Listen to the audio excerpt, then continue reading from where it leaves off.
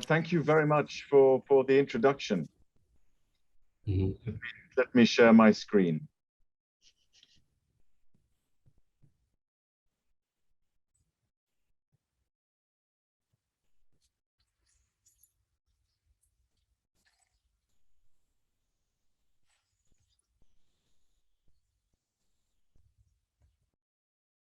I hope you can see that screen. Well, thank you very much for the introduction. It's very kind of you for giving me the invitation to come and talk to you all today. So the title of my talk is Genetic Therapies for Neuromuscular Disease. Let's move to the next slide. So very quickly, just to reiterate, as was said in the introduction, I am the co-founder of two companies, so you should be aware of this in my talk. One is PepGen, and the other one is Evox Therapeutics. And some of the work that I talk about today will be related to activities in these companies. Okay. The main topics that I was going to cover in the talk today are largely about nucleic acid drugs, genetic drugs, and we work a lot with oligonucleotide drugs and RNAi, siRNA drugs. To give you a quick summary of the field, the state of the art, where this field is, and to really highlight the challenge in this field, which is mainly to do with how these drugs are delivered effectively to tissues. And then I'm going to tell you about our work, some of our work using conjugates of these drugs. And I'm going to then contrast this work with the work that we've done with EVs, with exosomes. So that's the plan for the talk. This slide is a summary of, and I think it's up to date. It's pretty up to date. A summary of all the oligonucleotide drugs that are now approved. And these are approved in the United States from the FDA. So there are some interesting things on this list. First of all, you can see that most these drugs, 11 of these drugs, have been approved since 2016. So many of these now are being approved in the last 5 years. There's been a much more rapid progress in approving these types of drugs for human use. Many of these, as you can, they're of different modalities. Some of these are splicing drugs. Some of these are siRNA drugs, a number of different modalities. Importantly, many of these drugs, and particularly the ones that work very well, are the ones for the liver. Okay, so there are a number of liver-targeted drugs here, 1, 2, 3, 4, 5, 6. These drugs seem to work extremely well, and probably one of the reasons is that delivery to the liver is not such a big challenge. Okay, some of the other drugs, and particularly the ones we have worked on, for example, these for skeletal muscle, these 4 drugs for skeletal muscle, all for muscular dystrophy, which I will come to in a minute. Many of these drugs do not work well, and it is extremely challenging to get these drugs delivered effectively to muscle. The one exception probably is this drug, nusinersen, which is for spinal muscular atrophy. You probably have heard about this. It's a childhood disease affecting children. This drug actually works extremely well, very well.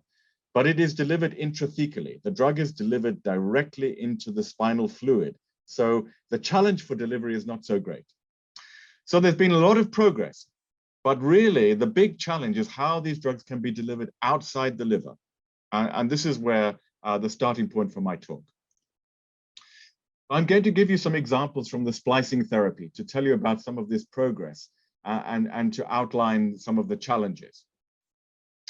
So, as I mentioned on that previous slide, there is a drug, nusinersen, an oligonucleotide drug that is a splicing modifier drug, and this drug works extremely well. So I'm going to explain that in 2 slides.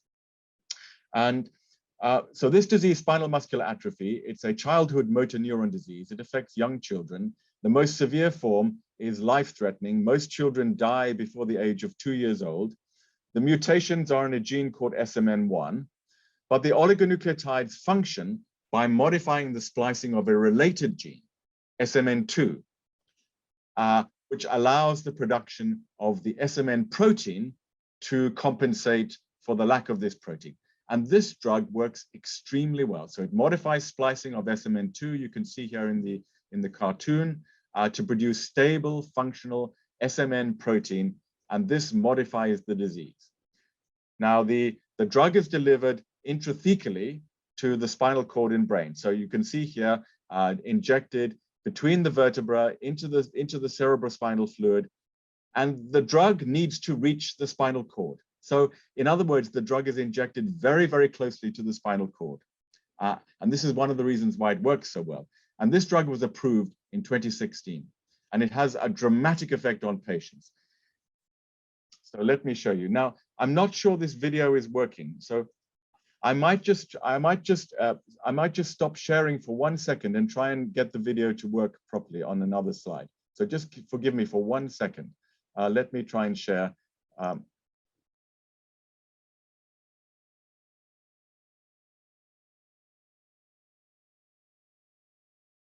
Okay, can you see this slide now? This is the same video. Yes, it's working. Good. So this is a little girl who has been treated with this drug. Should be dead. She should have died before the age of 2. She should have no muscle function.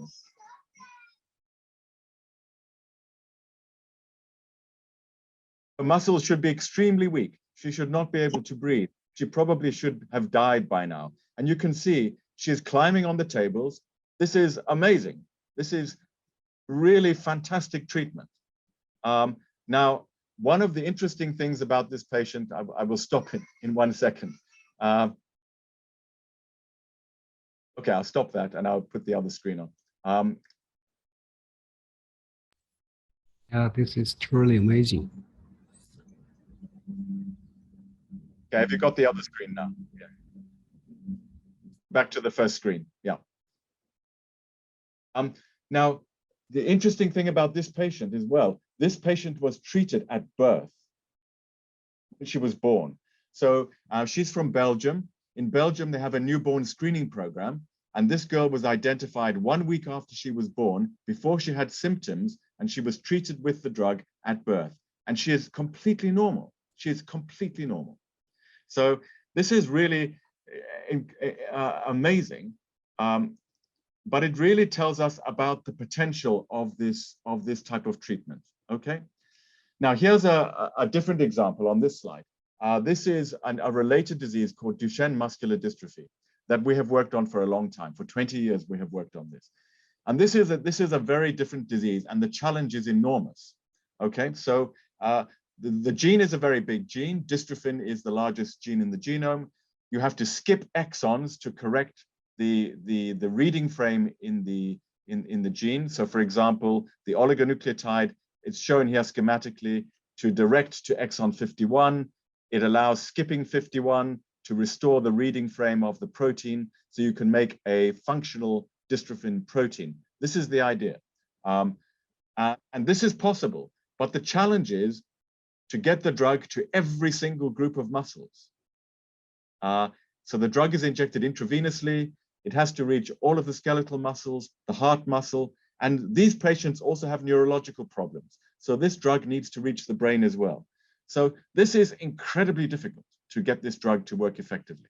And so I showed you on that table, there are 4 drugs which are approved for this disease, but these drugs do not work very well. These drugs make approximately 1% of normal protein, 1%.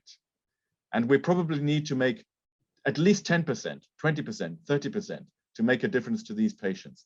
So the real challenge here is the delivery of these drugs. For diseases like muscular dystrophy, which are systemic diseases, which affect muscle, heart, and brain. These are many of the diseases that we work on. So what I'm going to do is to give you a couple of examples. First of all, I'm going to talk about bioconjugates as delivery technologies. And then I'm going to talk to you about extracellular vesicles as delivery technologies for how we can solve these delivery problems. So first of all, to talk about some bioconjugates. Now, this is work we have done for the last 15 years. This is related to the company PepGen. This is work that we have done with a colleague of mine here in the UK in Cambridge called Mike Gate. He's a peptide chemist. And essentially what we have done is to develop peptide conjugates of these drugs to solve the delivery challenge. So we have developed, for example, we have developed peptide libraries. We directly conjugate the peptides to the oligonucleotide drug to develop a peptide oligonucleotide conjugate. And then, of course, we can test these in cells, we can test these in animals, and then we can develop these as drugs. So let's see some data. So this is an example of some of the data we have generated. So let me explain this slide to you very carefully so you can understand the data. So this is in a mouse model of Duchenne muscular dystrophy. The mouse is called MDX. This mouse has a mutation in the dystrophin gene in exon 23, and we can correct this by skipping exon 23. This corrects the mutation. So the oligonucleotide skips exon 23. And in this experiment, we have injected the drugs intravenously in the mice, and we are looking now at protein levels on this data, protein levels measured by Western blot in 3 different groups of muscles. First of all, the tibialis anterior muscle, which is from the leg, a diaphragm, which is a breathing muscle, and heart muscle. Okay, and we are comparing the peptide conjugated drug, which is on the right. This is called PIP9B2 PMO. This is the peptide conjugate, and we are comparing it with the PMO. In other words, with the unconjugated drug. So this is unconjugated on the left and conjugated drug on the right. And the unconjugated drug, the PMO, is exactly the same drug that is approved by the FDA. The 4 drugs I mentioned to you are all PMO chemistry drugs. They are approved by the FDA. So you can see here in this data that the PMO drug makes very little protein, okay, in the tibialis, in the diaphragm, and also in the heart. But when we conjugate it to the peptide, and this is a short 22 amino acid peptide, we now get very appreciable levels of protein, up to 40% here, maybe 60% in the diaphragm, and even 5% in the heart, okay? And now if you compare the doses, so if you look at the bottom here, the peptide drug was dosed at 5 milligrams per kilogram. The PMO drug was dosed at 160 milligrams per kilogram. So in other words, when you take account of the amount of protein produced and the dose of the drug, this is more than a 100-fold improvement, probably 2 to 3 orders of magnitude improvement with the peptide. So this is really dramatic improvement. Now, just a little bit more data to help you appreciate this. So you can see here, we have now done a dose response in this experiment. Same experiment, same animals, but we're now dosing different doses. You can see on the left-hand side, 3 different doses, 3, 6, 12 milligrams per kilogram. And you can see the Western blot here on the left. And you can see the increasing amount of protein as we go up to the higher dose, okay? And you can see this quantified on the right-hand side. So it's a very nice dose response. When we dose around 12 milligrams per kilogram, we're now getting about 50% of protein, okay? So not 1%, which is the FDA-approved drug, but 50%. And you can see a very nice correlation also with the RNA. So this is measuring by qRT-PCR, the skipped RNA product. You can see a nice dose response, and you can see a nice dose response on the protein. What you can also see is improvements in biomarkers. So here we are looking at a range of different biomarkers. The classical biomarker for this disease is something called creatine kinase. So this is in panel E at the bottom right, creatine kinase. This is an enzyme that is released by the muscles. This is the main biomarker that is measured. You can detect this in the blood, in the serum. So you can see a very nice dose response for the creatine kinase. as we increase the dose, the level of creatine kinase in the serum comes down. Very nice. And we now can see this also with 4 additional biomarkers. These are microRNA biomarkers, which are released from muscle. And we can see a very nice dose response for all of these biomarkers. This is MIR1, MIR133, MIR206, and MIR483. And you can see these as we go up in the dose, the biomarkers levels come down very nicely, very quickly. So this tells us the drug is working. So we have a good biomarker. On the right-hand side here, you can see the muscles, the muscle tissues. And you can again see the dose response. So what we are looking at now is the dystrophin protein. And this protein needs to be localized to the muscle membrane. So this is the dystrophin protein in red. And you can see the protein localized around the muscle cells. These are cross sections of muscle cells. You can see the nice dose response that we get. And this is a transverse section, but you can also see longitudinal section. In other words, the dystrophin protein is distributed very evenly along the muscle cells because these are extremely long cells in muscle. The same is true for the heart, and we can also begin to see some dystrophin protein in the brain. But this is a very uniform distribution.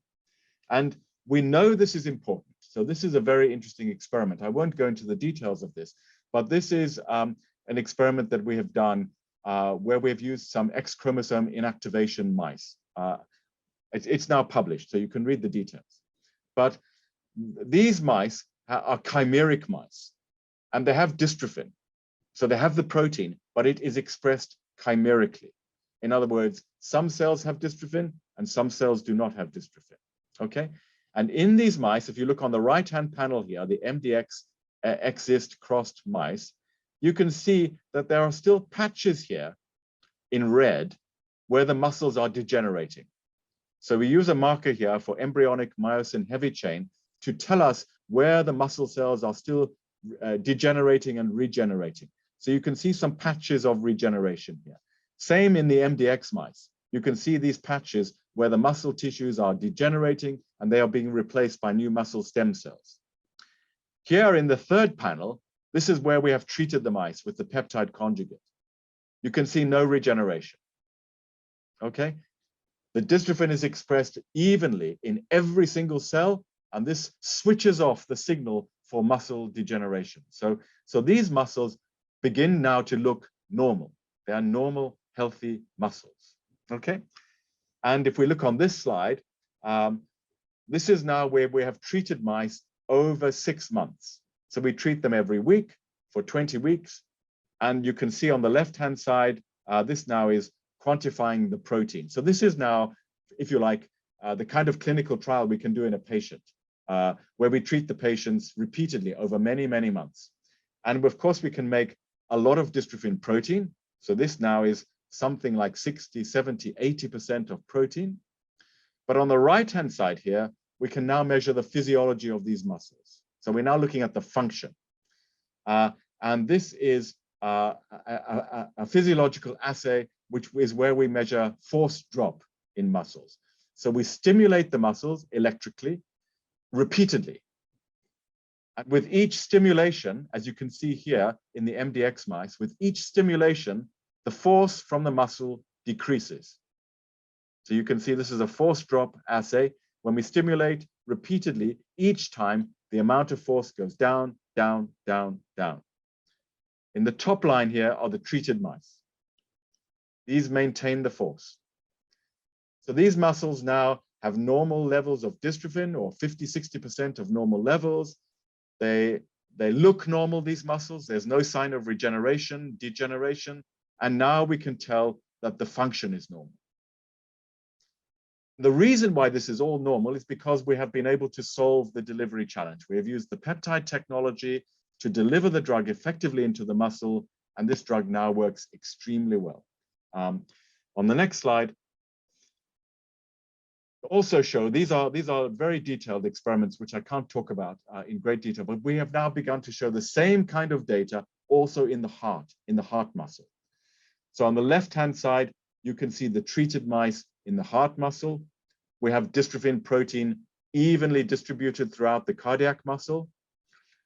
In the middle panel, we have quantified this. So you can see now when we treat the mice repeatedly every week for 20 weeks, we can get 40% of dystrophin. And now we are measuring heart function. This is using functional magnetic resonance imaging assays to measure the heart function. And this is just one assay where we can look at the left ventricle function in the heart. And the bottom panel, we can look at magnesium and calcium flux in the heart and restoration of these normal ionic changes in the heart. And both of these, we are able to show in the treated mice that we can restore to normal levels. These mice, so this is very, very promising. The only thing I would say is that these mice, the phenotype in the heart is actually very mild. It's not a severe phenotype. So we are studying other animals as well. But this is very promising to show that we can correct the protein expression, we can correct the structure, we can correct the function in the heart. And this is through the peptide technology. I want to give you one other example. We've worked on another disease called myotonic dystrophy, just to give you a different disease example to show you the peptide technology works equally well for this disease. So this is a disease, a different type of disease. The pathology, molecular pathology is shown on the top here. The gene is called DMPK. The mutation in this case is a trinucleotide repeat expansion in the 3' untranslated region. It's shown here, a big loop in the 3' untranslated region. And this mutation binds to proteins. And these proteins are proteins that regulate splicing, for example, MBNL1. So what we do here with the oligonucleotide technology is that we design the oligonucleotides to bind directly to the expanded mutation. And this allows us to compete with the MBNL1 binding, and we can release the MBNL1 protein back into the cell to create its normal function. But just to give you a couple of examples of the data now, because we have done exactly the same kinds of experiments, we have used peptides and developed peptide conjugate drugs to treat this disease. So in the bottom left-hand panel here, this is experiments in cells from patients. And you can see that the cells from the patients accumulate the mutated RNA and also the proteins in aggregates inside the nucleus.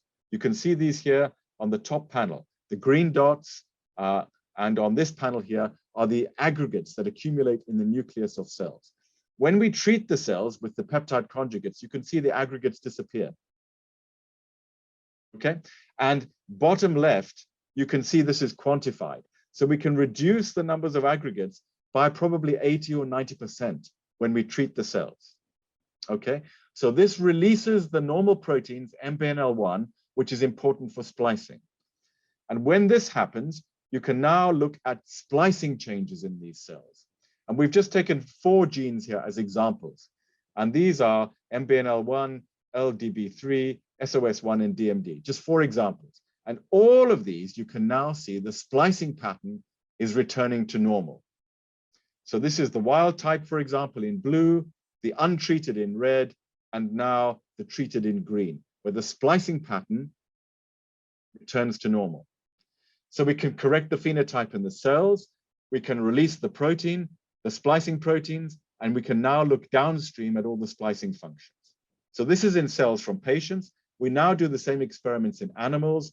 This shows us we can restore the muscle strength in the animals. We can decrease the myotonia, which is the stiffness, the muscle stiffness in the mice. And we can also restore, this is on the right-hand side now, all of the normal splicing patterns in mice when we treat the mice with a similar dose. So this is 12 milligrams per kilogram. We've treated these mice with 3 doses, and you can see the results in 2 different muscle groups from the leg. The splicing pattern in the green returns to the wild type, returns to normal. We've also looked at the whole genome to look at splicing changes across the genome. And we show we can restore 80% of splicing changes completely back to normal. Another 11% is partially corrected, and approximately 9 or 10% we don't correct. So approximately 90% of all the splicing changes across the genome are corrected. through this treatment.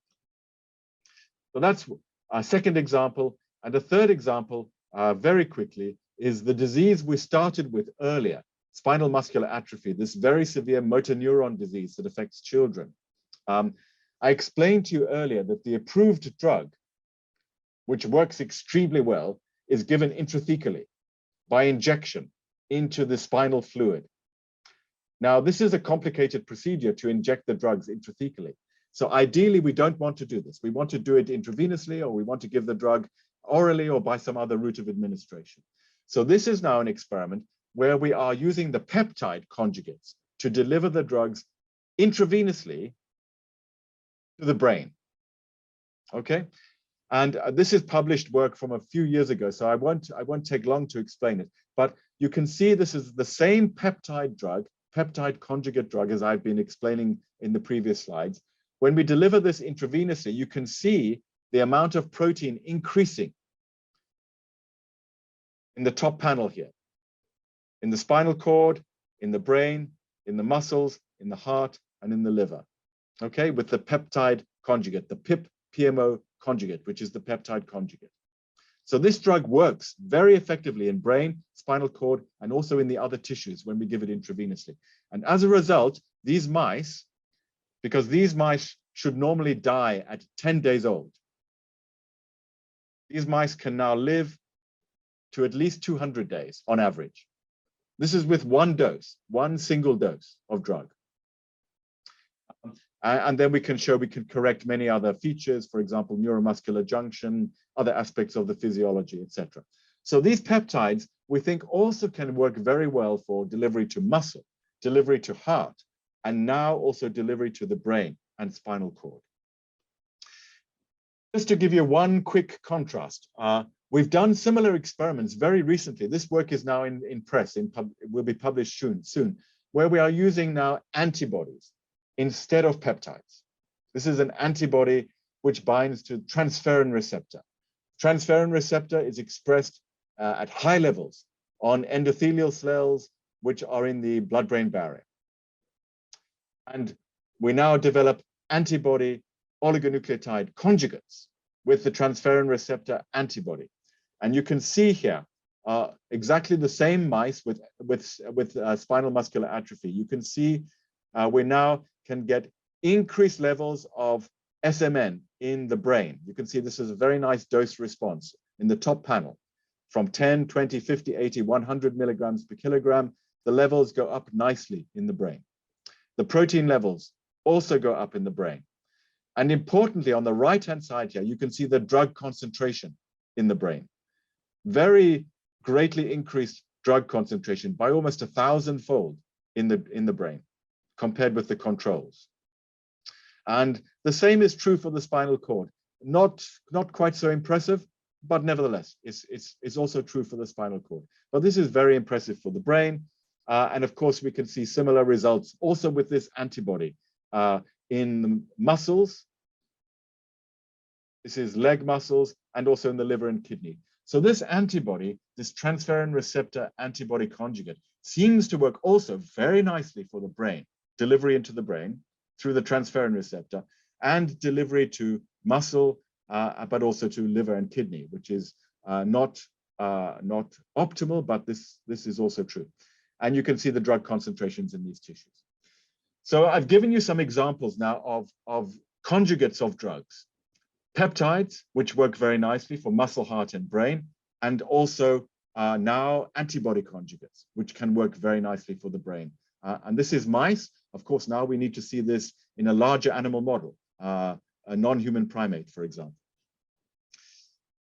But let's now contrast this with the extracellular vesicles, the exosome technology. So I'm sure for this audience, I don't need to introduce exosomes.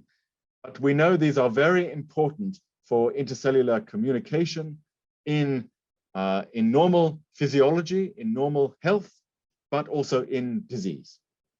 And we know that these types of vesicles play an important role, for example, in cancer, in tumor progression. We also know that they play a role in the nervous system. And we and others have reported that vesicles, extracellular vesicles, play a role in disease in the nervous system. For example, in motor neuron disease, Parkinson's disease, in terms of communicating between cells and transmitting disease proteins, et cetera, et cetera. So these vesicles we know are very important. I don't need to explain to this audience. Now, many people are using extracellular vesicles on their own for therapeutic applications. Again, you will know this. So I just want to give you one example from our own work where we have used vesicles therapeutically without modifying the vesicles. These are unmodified vesicles. And again, this is work that was published, I think more than 1 year ago now. So this, for me, is very important because this highlights the intrinsic, the innate therapeutic properties of extracellular vesicles. So this work was done by a graduate student in my lab, Andrew Brelio, working with a team at NIH, and he was studying the ear. In other words, the sensory organ in the ear that's important for hearing. We know that the sensory organ in the ear is very sensitive to damage, particularly from drugs, for example, antibiotics. So we also know that extracellular vesicles produced from the inner ear in response to stress are enriched for heat shock proteins, in particular heat shock protein 70, HSP 70. So the experiments that Andrew did were to test whether these vesicles could prevent damage to the ear organ, to the sensory organs in the ear generated by antibiotics. So these vesicles were prepared and harvested, and we know they are enriched in heat shock protein 70. We then studied hair cells exposed to neomycin, in other words, an antibiotic which kills hair cells. We're able to show a very profound protective effect of these vesicles on the hair cells. And the beautiful work that Andrew did showed that this protection was dependent on HSP 70. And it was dependent on the expression of the receptor for HSP 70, the TLR4 receptor on the hair cells. So I think this is a really beautiful example to show the protective effects of extracellular vesicles. And in particular, in this example from the ear, where the protection is mediated by a specific protein, which is enriched in the vesicles, heat shock protein 70, and by a receptor on the hair cells. So this is a really nice example that I like to use to the potential therapeutic benefits of vesicles on their own. Of course, you will know that a lot of our work has focused on modifying vesicles. We have used vesicles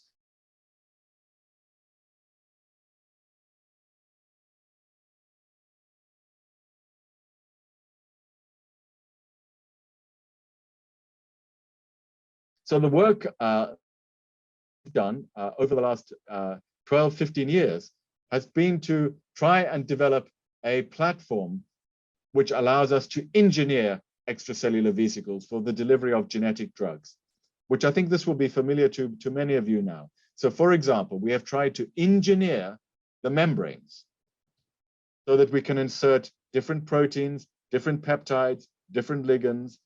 We have also been able to modify internally the structure of the vesicles to insert different types of drugs. Mainly for my purposes, for our purposes, are nucleic acid drugs. Of course, the example that we use, the very first example, is the one from the paper 10 years ago, this one that you know very well. And in this case, we modified the surface through engineering of the parent cells, the producer cells, engineering of LAMP2B to incorporate a peptide. In this case, the peptide was from rabies virus. So the 29 amino acid peptide from rabies virus, called the rabies virus glycoprotein, we modified these and the extracellular domain of LAMP2B so that it would display this peptide. And the reason for choosing this peptide is because we know that this peptide is important for entry into the nervous system. This peptide is important for entry into the nervous system of rabies virus, binding to the receptor, which is actually the acetylcholine receptor. So this is why we chose this peptide in the first experiments. And the second modification we made was to encapsulate double-stranded RNA within the vesicles. And when we did these experiments for the first time, the method that we used for this was electroporation, so electrical disruption of the vesicles to insert the drug cargo. And as a result of this, these genetic engineering to the vesicles, we were able to demonstrate that we could show enrichment of these vesicles within the brain, compared with the controls. Now, the amount of enrichment was still quite low, probably 1% of drug, maybe 1 to 1.5% of total drug into the brain in these experiments in mice. But nevertheless, you can see here enrichment of the drug within the brain through this live imaging method. The next panel shows the drug. So here we are using antibody to detect the siRNA drug. This is the cortex from the mouse brain, and you can see the red dots are cortical neurons in the mouse brain, where we can see the presence of the label, which is a fluorescent label on the siRNA drug. And then you can see some of the data that we generated in these experiments, where we were looking at a number of different targets for the drug, but this target here is beta secretase. And we know this enzyme is important in Alzheimer's disease because it's involved in the processing of amyloid precursor protein. So this was why we chose this target. And you could see that we could knock down, we could reduce the levels of base 1 of beta secretase messenger RNA, and we could also reduce the levels of proteins. So this was very important for us because it gave us some starting point, an important starting point that we could build on. And over the years, we have tried to improve the technology by improving all of the aspects from encapsulation to the protein expression to the genetic engineering, and we've tested this in many other model systems. So I want to give you one now more recent example, which is published very recently, last year, in fact, from a very good postdoc in my lab, Ghulam Dar, led most of this work. And this was very interesting because we started this project with some colleagues, some collaborators who were studying flies. So this is on the left-hand panel here. And we identified a protein in flies that is important for vesicle fusion in the fly. And this protein turns out to be GAPDH, which is a well-known protein, but it has a role in vesicle fusion in Drosophila, in the fly. And we could show this through generating a number of different mutants in the fly, where the fly actually has a number of different homologs of GAPDH, but we could show this in the fly that we could abolish fusion of vesicles by generating a range of different mutants of GAPDH. We were then able to identify the domain of GAPDH that's important for fusion, and we call this G58, the fusion domain of GAPDH. And we then engineered vesicles. We engineered the parent cells to produce vesicles which would display GAPDH, G58 domain on the vesicles, because we were looking for peptides, for proteins on the vesicle that would enhance vesicle fusion. So these vesicles now display G58, they display rabies virus glycoprotein, and we'd also incorporated into some of these experiments drugs which would allow for improved endosomal escape. In the first experiments, we tested chloroquine, but we tested a range of different drugs that would improve endosomal escape. So this is now binding to the surface, fusion to the surface, endosomal escape. And in these experiments, the drug we had was again siRNA drug, but now targeting Huntington gene for Huntington's disease. And so we can show again, we can get increased enrichment of these drugs in the brains of Huntington's mice. We can show accumulation of drug in the brain. We can now show reductions of Huntington protein in the brain of these mice. So this work was done with, again, colleagues in Cambridge in United Kingdom who did the animal work for us in the Huntington's mice. And we can then show various features of these mice that are improved. This is one assay which shows a reduction in P62 inclusion bodies, which we know are important for pathogenesis of Huntington's disease in these mice. And we can show reductions in P62 following treatment of these mice. These mice were repeatedly treated weekly with intravenous doses of extracellular vesicles. So this has now improved the technology with improved fusion technology, improved endosomal escape, allowing us to see improved results in these mice with Huntington's disease.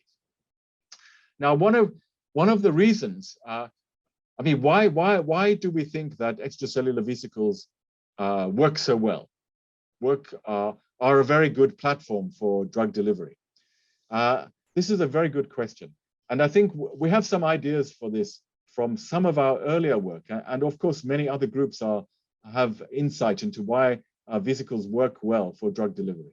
But this is an example of work that we published a few years ago with colleagues at Novartis in Switzerland to really try and understand the mechanism for vesicle uptake into cells. So I think this is a very nice paper, which is the work is done by another graduate student of ours, Wolf Hausermann. In this work, Wolf was able to show that the uptake kinetics of vesicles is extremely rapid.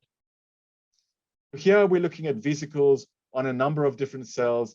Here are liver cells, HUH liver cells. This is fibroblasts. We're looking at different doses, dose responses, time courses, for example. But you can see the kinetics are extremely rapid. The vesicle uptake is within minutes to saturation, which is very unusual. And this reminds us of the uptake of viruses. The kinetics are very similar to viral uptake. If you then look at the uptake into cells under microscopy, so this is where we have labeled CD63 GFP labeled vesicles that we can follow. You can see these beautiful images now where the vesicle uptake is with single vesicles, single particles. In other words, the vesicles remain intact. The uptake is extremely efficient as single vesicles. And you can see the vesicles here. The uptake appears to be concentrated at the base of these processes, filopodia, a very important site for uptake of single vesicles. So this is single particles, very efficient uptake. And when we look at this, we can then see that the uptake is endosomal. So this is a beautiful image here where you can see the vesicles are within endosomes. So here's a single vesicle following the uptake. The vesicle is now within an endosome. So extremely efficient uptake. And the endosomes we know then traffic very rapidly to endoplasmic reticulum. And I can't show all the data in the paper, but we can then see that the vesicles are released and they traffic up and down the endosomal, the endoplasmic reticulum for a long time before they reach the lysosomal compartment. So I think this tells us that the uptake of vesicles is very, very efficient. In other words, very different from something like nanoparticles, lipid nanoparticles. The vesicle uptake is very different and it resembles viruses. The uptake kinetics, the uptake properties are very similar to enveloped viruses. So this can explain one of the reasons why extracellular vesicles are so well suited for drug delivery, because they have similar properties to viruses, which of course we can now improve or enhance when we engineer the vesicles. I'll give a couple of other examples before I finish. So the last few slides. We have also now started to work on the use of vesicles for gene editing in the brain. But some of the early work, which is published here, so this is from a paper now 2 years ago, was work that we did with a former postdoc in my lab, Peter Vader, who now has his own laboratory in the Netherlands. And this was a beautiful study which was done with Peter's team, where we were able to show that vesicles could very efficiently deliver the proteins essential for gene editing, the CRISPR proteins essential for gene editing. And we developed a very nice reporter system here, which can show that we have delivered effectively the gene editing machinery into cells. So this is a very nice reporter system because it lays the foundation for the gene editing work, but it's also a very good reporter system because it allows us to track the RNA delivery, the delivery of the guide RNA. So it's a very nice reporter system because what we want to be able to do is to very efficiently follow the delivery of RNA and nucleic acids by vesicles. So this work is all done in cells in this paper in Nature Communications, but now we can do this work in animals as well. We can use this type of reporter system to very efficiently follow the delivery of RNA, of guide RNA at the single cell level in animals. So I think this is a very important breakthrough for the gene editing work using vesicles. And we're now attempting to do this in animals in the brain. We don't have results we can report yet. Now, so I think the vesicles have some very different properties from the peptides that I talked about earlier. One possibility is some of the peptides we talked about earlier, we can now attach to vesicles. We can use those libraries of peptides to put these peptides onto vesicles. So some of this work we are also doing.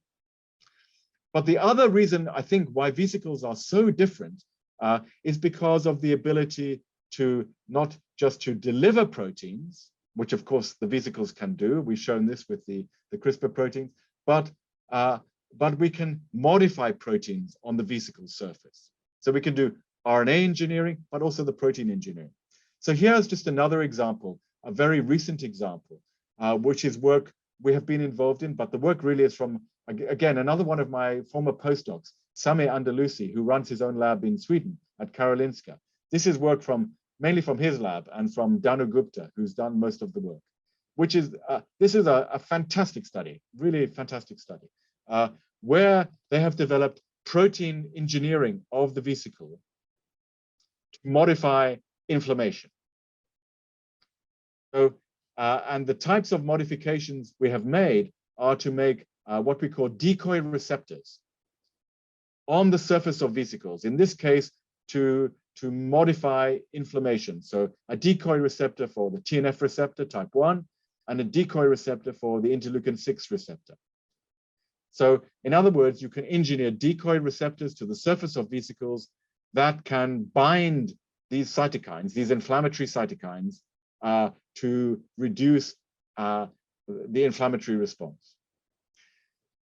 Again, this is a very extensive study. I can't describe it in detail, but you can see bottom left here that we have tested many different constructs, many different ways of trying to display these decoy receptors. These are just some examples for single, dimerized, trimerized, different types of structures and constructs for these receptors to try and identify the best structure to engineer into the vesicles for binding cytokines.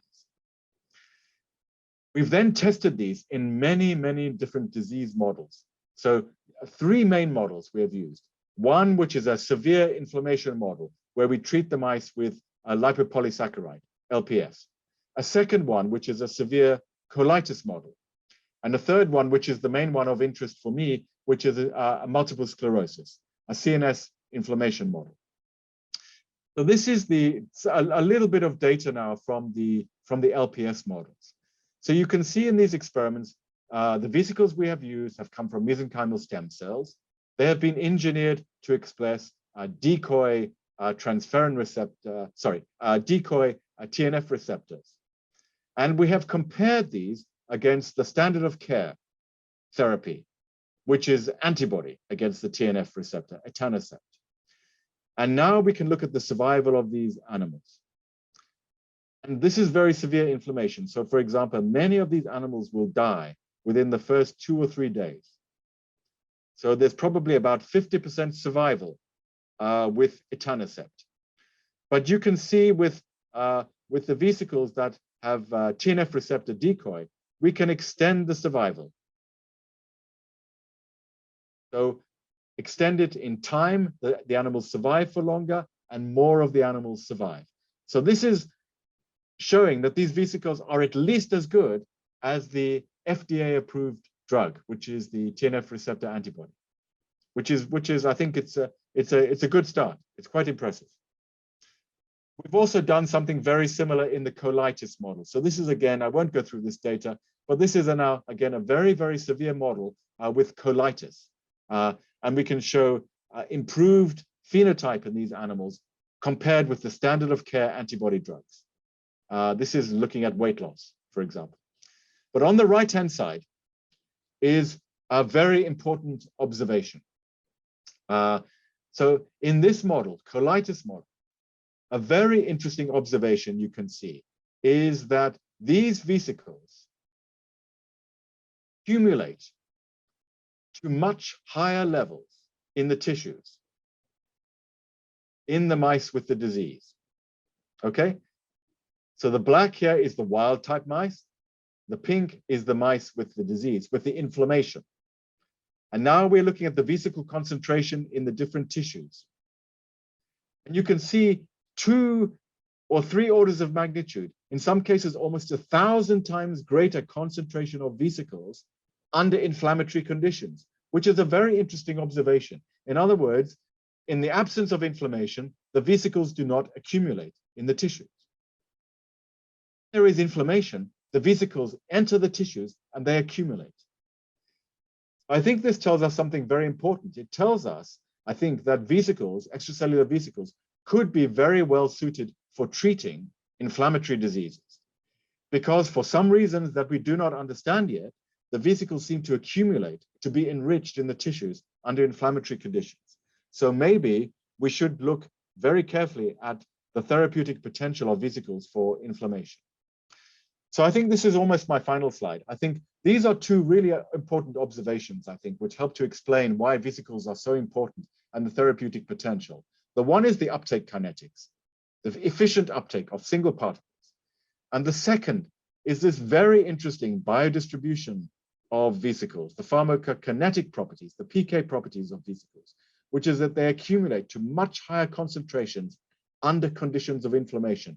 And it's very important, I think, for us to understand the mechanism for this, because this could be very important in applying this type of therapeutic vesicles under inflammatory conditions. The last slide is just to give you an example of some new work we are doing, which is where we are trying to adapt the vesicles, EVs, for packaging viruses, for packaging viral vectors, in this case for adeno-associated viruses. So we want to see whether we can package the vesicles, the viruses inside the vesicles, and we are using, for example, adenovirus receptors as a way of trying to package the adenoviral, the AAV vectors inside vesicles. And we have some preliminary data going back to our first model system. Again, this is muscular dystrophy, the MDX mice in muscular dystrophy, showing that we can use this system that we call EV-AAV to deliver gene therapy vectors into the muscles, which can express the transgene, microdystrophin. So you can see here leg muscle, breathing muscle, and even the heart, where we show we can package the AAV vector inside the vesicles, and we can get improved delivery to the muscles and the heart. This is preliminary data, unpublished.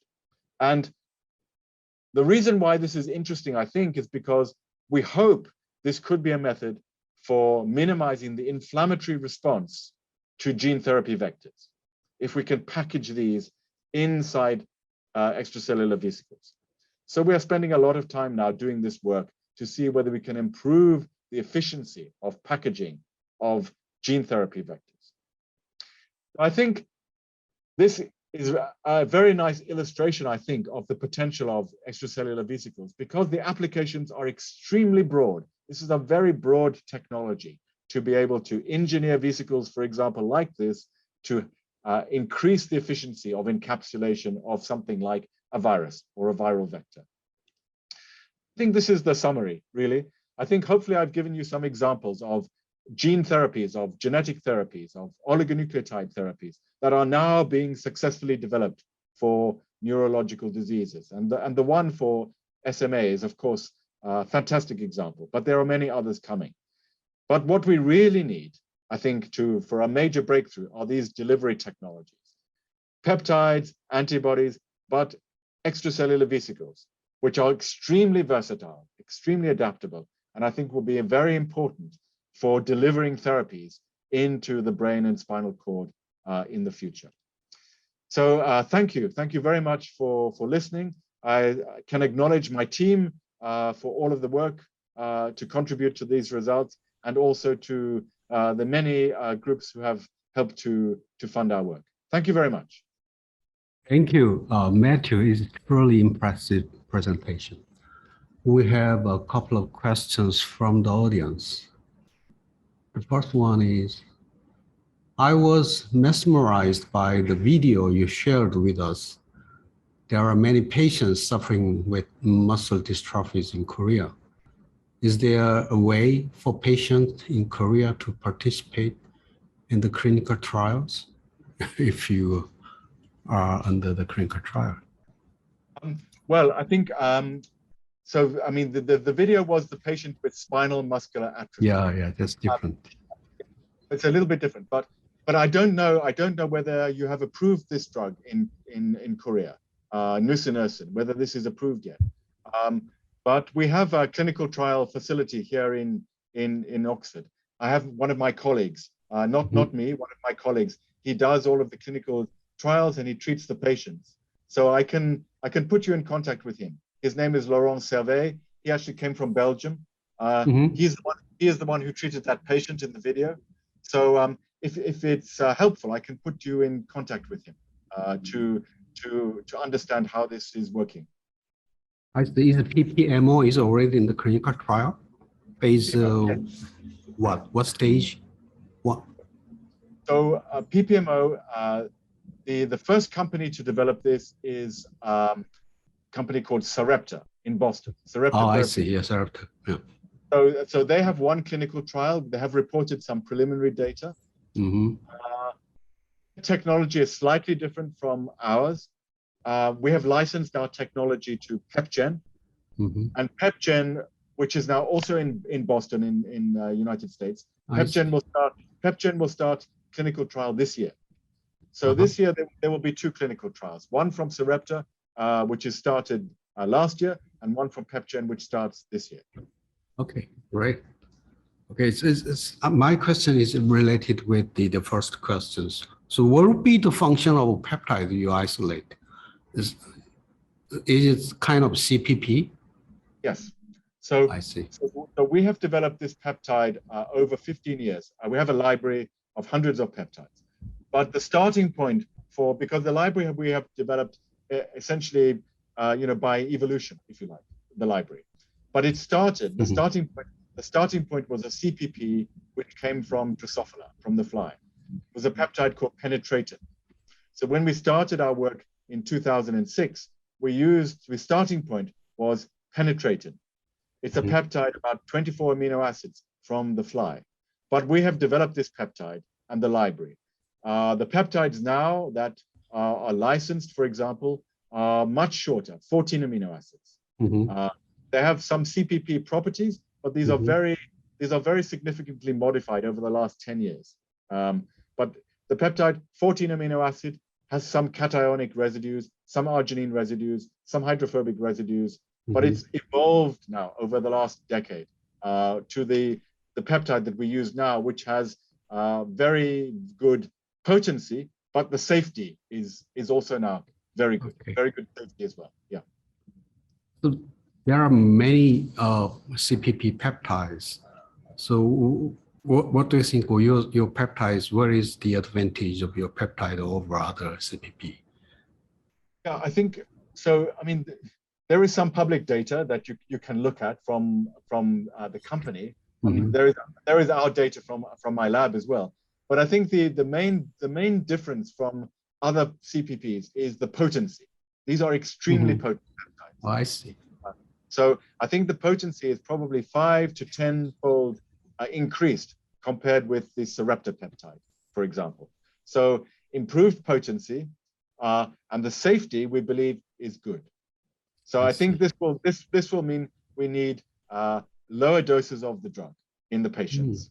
So I think this could be 10-fold lower dose of drug or 10-fold improved potency that we can see in the patients. This is what we hope. If these peptides is working for delivery oligonucleotide, why don't you apply this peptide for delivery for the siRNA or antisense oligonucleotide?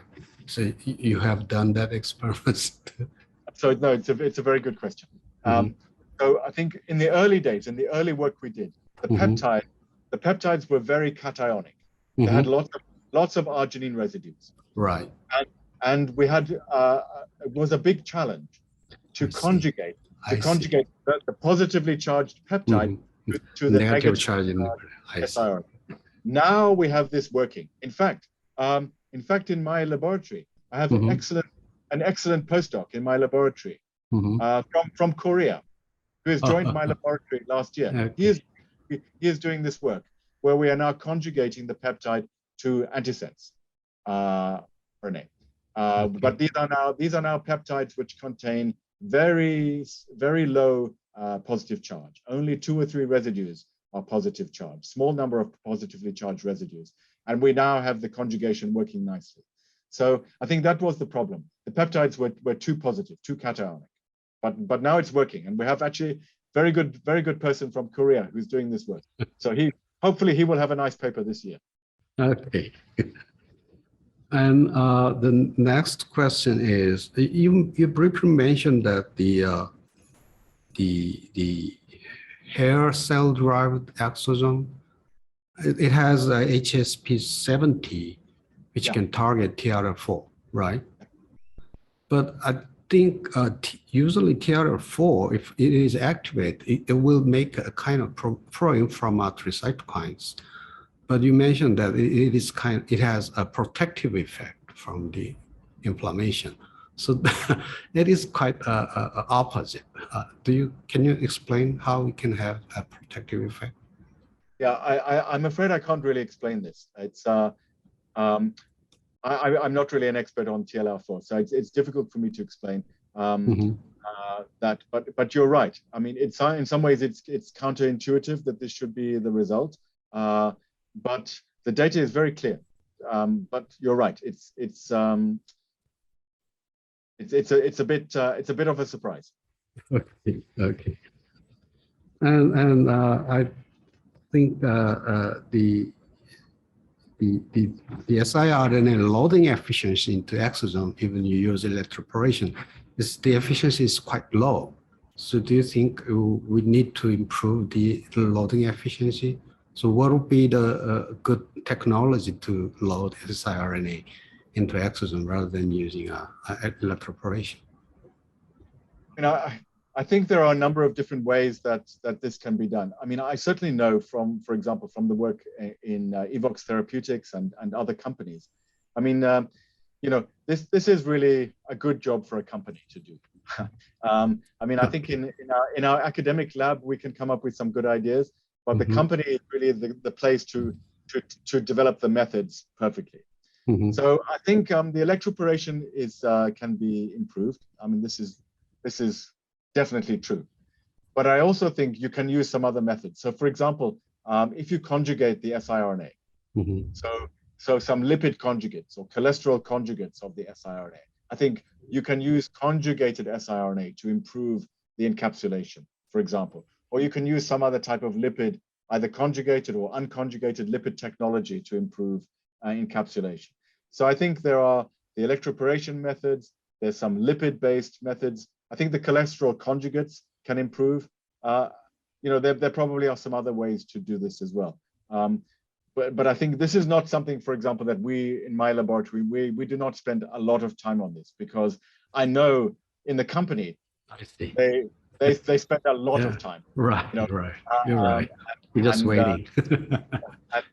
It's really where you have to develop the method in meticulous detail. I think this is a good job for a company. But I think the conjugate, the lipid conjugates is a very nice method. Yeah.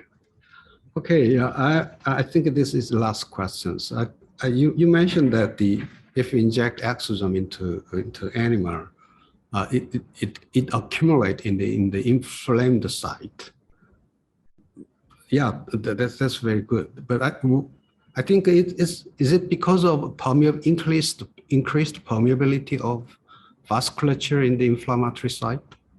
What do you think? That is kind of passive targeting. So I mean that data in the paper is from the colitis. I see. Model. But what is interesting is that the vesicles accumulate not just in the colon, not just in the gut.